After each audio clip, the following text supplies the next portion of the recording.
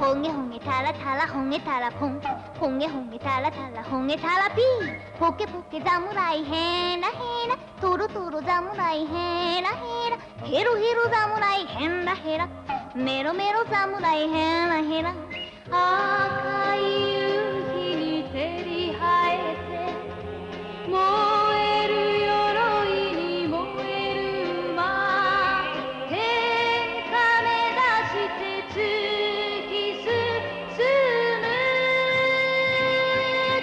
とぼけちゃいけねえ知ってるぜお前らみんなほげたらだほげほげたらたらほげたらポン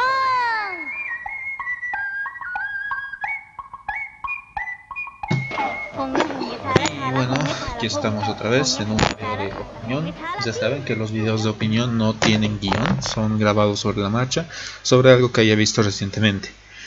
Pues hace un par de horas, mientras estaba en viaje, vi el capítulo final de Dororo.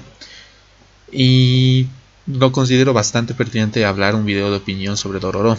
Sí, ya que desde el primer momento en que vi la serie me pareció una joya en todo lo que es el aspecto de la animación, el aspecto de la dirección y etcétera, etcétera. Así que voy a ir soltando un poco mis pensamientos al azar sobre la serie. Bueno, lo primero es aclarar que Dororo no es una obra actual. Esto ya casi todo el mundo lo sabe. Dororo es un manga bastante antiguo que fue hecho por Osamu Tezuka. Para quien no sepa quién es Osamu Tezuka es el creador de Astro Boy, por lo que es uno de los principales pilares en la creación del manga moderno y de la animación japonesa moderna. Es probablemente el primer, por así decirlo, mangaka moderno. Ahora bien, perdón. Ahora bien, ¿de qué trata Dororo? La historia de Dororo es acerca de un niño que es sacrificado, ni bien nace, por su padre, con el fin de que su padre obtenga poder. Bueno, hay una pequeña diferencia, ¿no? Porque en la versión moderna, el reino, por así decirlo, el reino del feudo, no sé cómo se le dice en japonés, del padre, con el fin de que tenga estabilidad, porque estaba pasando momentos muy difíciles, se hace este sacrificio hacia un niño. Entonces toda la obra queda marcada por esta idea de que a medida de que este niño va derrotando a los demonios, poco a poco se va rompiendo el pacto, por lo que el feudo va sufriendo bastante, va sufriendo calamidades, guerras, sequías, etcétera, etcétera, y ese niño comienza a recuperar sus partes perdidas de su cuerpo. Ese niño es Hyakkimaru. Hyakkimaru se conoce con Dororo. Dororo es... Esto es interesante. En la versión original de Dororo, Dororo es niño, es hombre. Y ahora en la nueva versión es mujer. Sí, tengo mucha curiosidad de saber por qué decidieron hacer el cambio. Pero bueno, es un cambio interesante que hicieron en Dororo. Y bueno, se conoce con Dororo. Dororo es un huérfano. Y Dororo es un huérfano que es un ladrón. Es un ladrón. Lucha por sobrevivir, mejor dicho. Lo correcto es decir que lucha por sobrevivir. Entonces la trama va de cómo Dororo y Hyakkimaru poco a poco van yendo pueblo a pueblo, van caminando, conociendo, y a medida que van en estos viajes se van enfrentando a distintos demonios, a los cuales Hyakkimaru debe vencer, y una vez los derrota, recupera una parte de su cuerpo. Ahora, ¿qué es lo interesante de esto? Como la obra es una obra antigua, es una obra de Tezuka, era obvio que iba a ser episódica.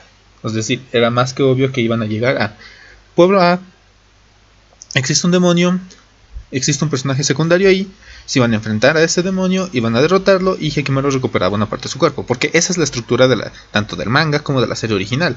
No es una historia propiamente dicha lineal. Y Dororo y Hyakkimaru, la verdad es que, o sea, cuando hablo de Dororo y Hyakkimaru hablo de la serie antigua, es totalmente de ese estilo. Tú ves la serie y capítulo A van derrotando un demonio diferente, etcétera, etcétera. Pero también tiene sus pequeños arcos. Hay unos tres, si mal no recuerdo, que son muy importantes. y se trataron de forma diferente en ambas versiones. El primero es la historia de la que fue el amor de Dororo, Mio. En la serie original, todos los acontecimientos de Mio y Hyakkimaru ocurren antes de que se conozca con Dororo. Y bueno, en la nueva serie ocurren después, desde que ocurren cuando ambos se conocen. La verdad es que ese arco es simplemente hermoso, por lo trágico que es.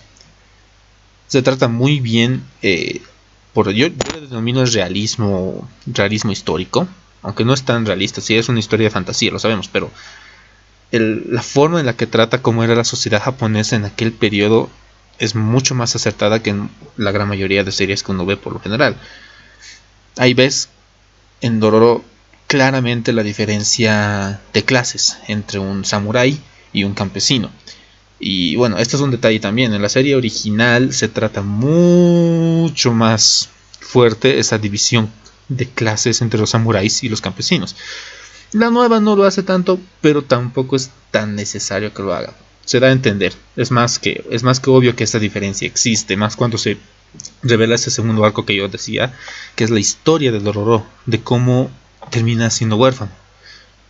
Y es una historia realmente bastante triste de cómo sus padres se oponían a los samuráis y cómo al final terminan muriendo luchando por ese ideal de un mundo en el que los samuráis dejen de pisar a la gente y dejen de obligarlos a ir a las guerras y que por esas guerras se destruya todo. Que recordemos, la muerte de Mio es consecuencia directa de eso, de las guerras de los samuráis. Y la serie está marcadísima con ese mensaje antibélico, lo cual tiene todo el sentido del mundo. Osamu Tezuka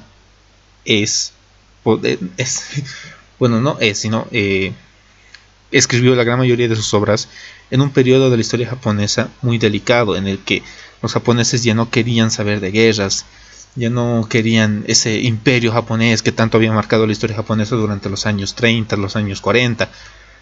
Entonces el mensaje antibélico y el mensaje anti-samurai, porque recordemos que durante la Segunda Guerra existía una idealización bastante fuerte de los samuráis, de la cultura samurái, del bushido. Es simplemente sorprendente, más aún cuando entiendes el contexto en el que se escribió la obra. Todo Dororo es impregnada con ese mensaje antibélico. Y ahora mismo no recuerdo el nombre. Eso es un tema que me gusta mucho en Dororo. O sea, cómo trata el tema de la guerra, cómo la gente que no tiene nada que ver sufre y muere en estas guerras.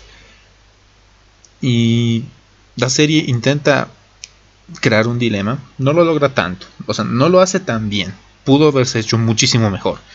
Y es la diferencia de visiones entre Hyakkimaru y su hermano, Hakumaru, perdón, no recuerdo ahorita mismo el nombre del hermano de Hyakkimaru. Espera, voy a verlo, porque ahora mismo no recuerdo el nombre y me parece una vergüenza que no lo recuerde. El hermano de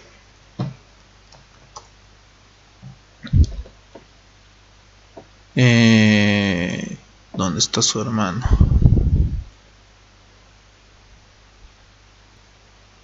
Tajomaru. Bien. La serie, a partir de la segunda parte, comienza a haber una especie de división de visiones entre Hyakkimaru, quien lo único que quiere es su cuerpo. Como él lo dice más que claro, quiero ver como tú, Dororo, quiero sentir lo mismo que tú, quiero ser como tú. Y la visión de Tajomaru. Y la visión de Tajomaru es una visión de líder. O sea, Tajomaru no es que quiera detener a su hermano por celos ni nada de eso, aunque hay un poco de celos, pero no es esa la razón por la que quiere detener a Dororo.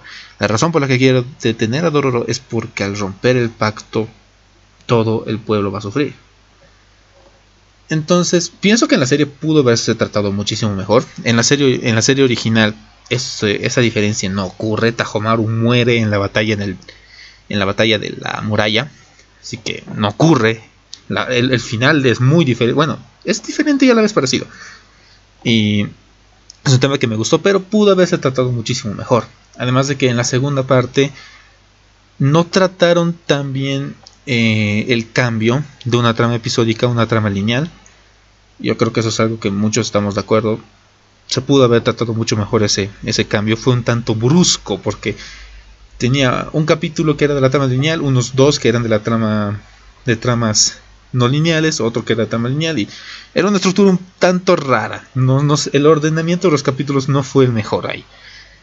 Y además que está un capítulo que nadie sabe el por qué tuvo la animación que tuvo y la dirección que tuvo, porque ese capítulo, ahora mismo no recuerdo el nombre del capítulo, es bastante extraño como se trata la trama ahí de la mujer polilla y ni siquiera la batalla se muestra, y no sé, es muy raro ese capítulo, y la verdad es que tengo muchísima curiosidad por saber qué ocurrió ahí, quién fue el director, qué quería lograr el director con eso. No sé, esa parte fue un tanto rara, porque para mí la trama un poco tambalea en la segunda parte, pero no deja de ser disfrutable. El rumbo hacia el arco final, a mí me gustó bastante cómo se empieza a intensificar esta diferencia entre Tajomaru y Hyakkimaru, y cuando pelean finalmente, su madre se da cuenta de que no se iba a poder detener esto, de que el éxito de Hyakkimaru iba a tener repercusiones negativas, pero no podía hacer nada para detenerlo. No podía hacer nada para detener que los dos hermanos se peleen. El capítulo final fue un tanto apresurado porque se muestran muchas cosas en muy poco tiempo. Se concluye el arco de Tajomaru con la pelea que tiene con Hyakkimaru. Después saltamos, hay como un time skip en lo que ocurre tras esos eventos, la destrucción del castillo, el retorno de su padre. Y ahí esa escena también fue interesante.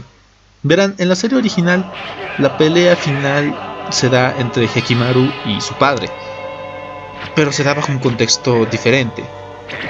Bueno, se da en el mismo templo en el cual fue el sacrificio de Hyakkimaru, y su padre le va y le dice: tú no puedes o no deberías matar a tu padre. Y Hyakkimaru dice que su único padre es el que los rescató, que a pesar de que no tenga vínculos sanguíneos con él es con el que tiene en realidad un vínculo paternal. Eso en la serie nueva, en la del 2019, lo vimos muchísimo antes, cuando Hyakkimaru le dice Okasan o Mama, no recuerdo, el cual fue un momento muy tierno. Y bueno, el padre de Dororo, el señor Daigo, muere. En cambio, en la serie original, en la serie nueva, sigue vivo, lo deja vivo. Hyakkimaru lo perdona. Y ese final, a mí en lo personal, me gustó, porque al final Hyakkimaru se da cuenta de que su padre no quería realmente algo malo. Esa frase que dice: soy un samurái y quiero dominar el mundo, sinceramente sobraba. Pero al menos la forma en la que yo entendí la serie es que al final Hyakkimaru se da cuenta que su padre realmente no deseaba algo malo, y lo perdona. Y su padre, en impotencia, se da cuenta de que el sacrificio que hizo hacia su hijo no fue necesario, no era necesario. Si no hubiera hecho ese sacrificio, Hyakkimaru sería su heredero, y él tenía la voluntad y las ganas para gobernar y llevar a su pueblo a la gloria de la forma en la que el señor Daigo no lo logró. Bueno, creo que eso es todo. Tenía que soltar estos pensamientos al azar. La verdad es que la serie me gustó bastante, está muy recomendada. A pesar de que flaqueó un poco en la segunda parte, la sigo considerando una de las mejores del año de momento. Y supongo que no hay nada más que decir, más que me voy a poner a grabar ahora mismo los videos que me faltan, porque después ni tendré tiempo. Así que espero les haya gustado esta opinión. Soy Kalesamo y nos vemos en otro video.